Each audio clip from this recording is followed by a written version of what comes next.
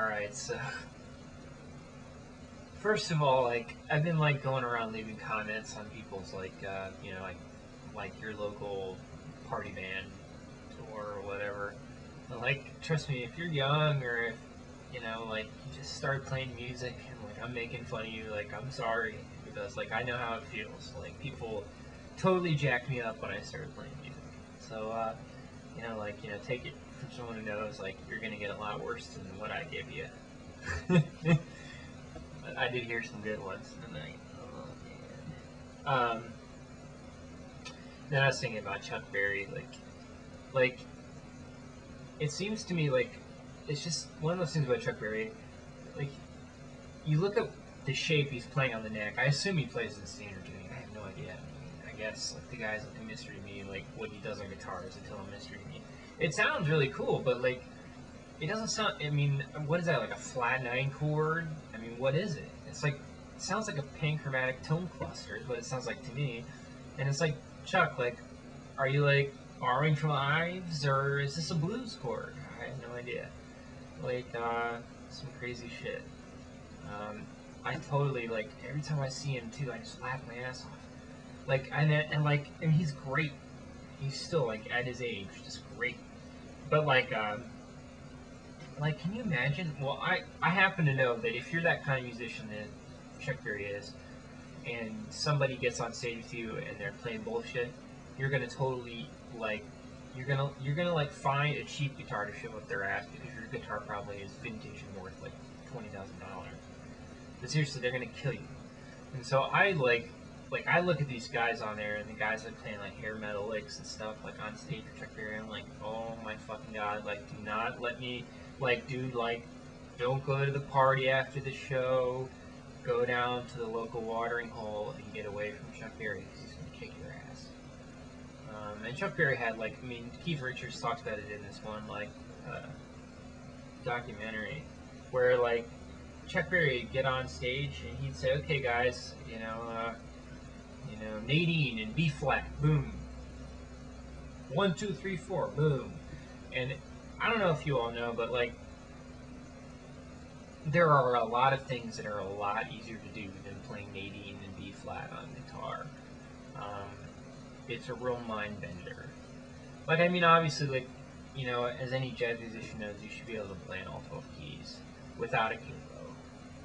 But that doesn't mean that like your chords aren't going to go high in the neck, or you're going to have to use like other shapes and stuff in order to get the same effect. Because it's like guitar isn't like piano. I mean, it's spread out a certain way, and it's really easy to play E, A, D, G, and C. And those are the keys you generally hear on rock albums. And if you don't hear one of those keys, sometimes they're in a drop tuning. Like Kurt Cobain was like famous drop D flat. Like why the fuck drop D flat? Why not drop D? I don't know. It's a little different. So to make a long story short, like Chuck Berry like would totally like he would say, okay, like I'm going to I don't know some town and I'm not gonna. I mean, let's say he's coming to Dayton. I don't care. And he's coming to Dayton, and he said, okay, like when I show up, I need a guitarist, I need a rhythm guitarist, I need a bass player, I need a drummer, I need some horns. And just find some guys, find some local guys, like the on-call guys, and send them out. And seriously, people would like and he would just get on stage, Nadine and B flat guys, and people would just drop their fucking shorts. He was a real bastard that way. Like I said, like this particular show, it looks like he had rehearsed with the band before he went on. But still, like if I was those guys, I would not be eating dinner with Chuck Berry, because like he is just a total bastard about like music. And that's one thing. Like, man, it's hard to say because like I know. I mean, I practice a lot. And like when people get on stage, and they play bullshit, it's like, man, you fucking asshole, like, go to the woodshed. But at the same time, like to be like that, to just like get on stage and be like, okay, look, we're gonna play my song. We haven't rehearsed it at all, and you're just expected to play my song in a key that's really fucking hard to play without any rehearsal. Like, here we go, bang. I mean, mean, he's a real personality, though. I mean, he's known for that shit. I mean, but there were other people that used to do that stuff to people. I mean, in jazz, bebop was horrible. Like, in bebop, like, your goal was to humiliate the guy from, like, the other part of Manhattan that came over to your club to play that night. You know, and that was, like, I mean, and people like Bud Powell and Charlie Parker would just, like, they would do some ate-up shit to people to, like, show off their chops. It was like combat. Musical combat. But anyway, I don't think Chuck really meant it as musical combat. I just think he came from a different day and age, and he just, he just looked at it as like, okay, well, you should be able to play in B flat. Like, why can't you play in B flat? You know? And I'm the great Chuck Berry. Amazing. I would never get on stage with that guy.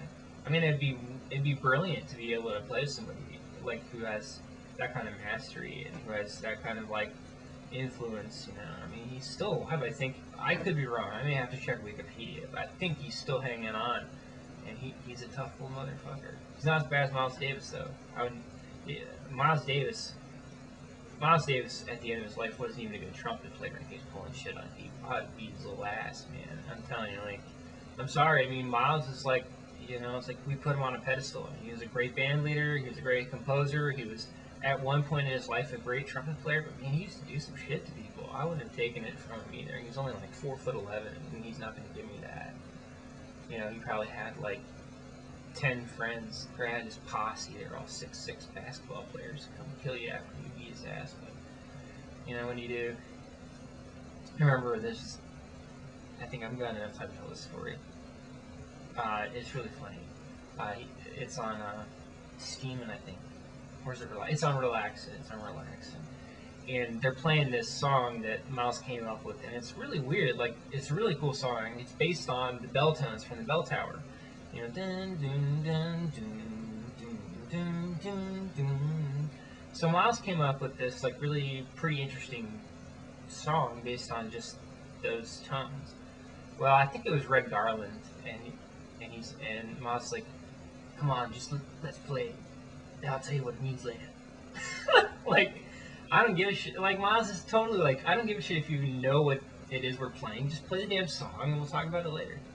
Funny as hell, man. But I mean, I guess like it does come down to it. I mean, if you can play the changes, then who really gives a shit if you know like what the whole basis of it is? Although I must say that can get you into trouble on some people's tunes, like Coltrane and stuff. So like if you just play the changes, it sounds pretty lame. Granted, like playing the changes on like Countdown or Giant Steps is like a feat in itself, and then playing it the way Coltrane envisioned it is even something I can't do. I mean, I can play the changes to Countdown and Giant Steps. It's not that bad on piano. You know, it's just a cycle. Although I must say, like there are these little wrinkles in it, like like okay, so you come around to this part of the cycle and you're expecting an F sharp minor 7 when you're playing instead an F sharp minor 7 flat 5.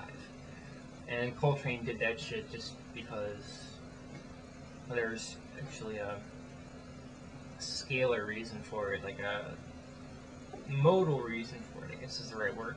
See, I'm going way over some people's heads here. But to make a long story short, like, it's like, a lot of times, I mean, that's enough. Just play the changes, read the chart, and forget about whether or not you're playing, like, the enigmatic scale or what the fuck ever it is, But yeah, Chuck Berry, man.